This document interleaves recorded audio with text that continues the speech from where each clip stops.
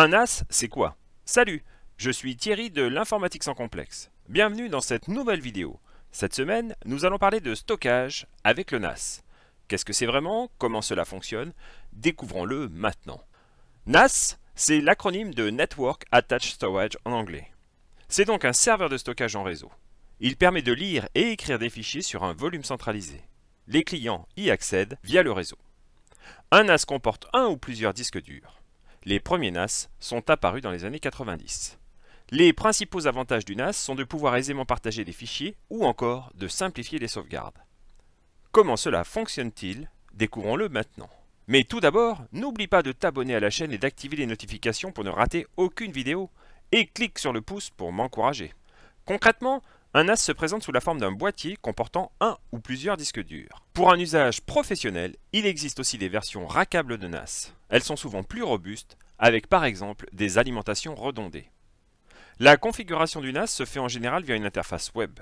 Sur cette interface, on configure les paramètres réseau, les volumes partagés ou encore les autorisations d'accès. La plupart des NAS sont reliés au réseau via Ethernet. On peut ainsi le relier directement sur sa box Internet par exemple. Le fait que les données importantes soient centralisées simplifie les sauvegardes.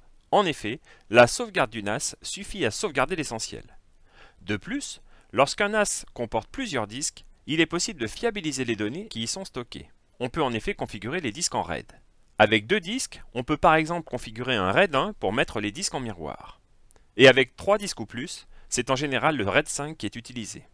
Si tu veux en apprendre plus sur le RAID, n'hésite pas à regarder ma vidéo sur le sujet. Le principal intérêt d'un NAS, c'est de pouvoir partager des fichiers simplement entre les ordinateurs d'un réseau. Pour cela, il existe différents protocoles permettant aux différents systèmes d'exploitation de se connecter sur un NAS. Les systèmes Unix et Linux utilisent le NFS pour Network File System. Le NFS permet de monter un disque distant dans un répertoire de l'arborescence du Linux. Les systèmes Windows utilisent le protocole CIFS.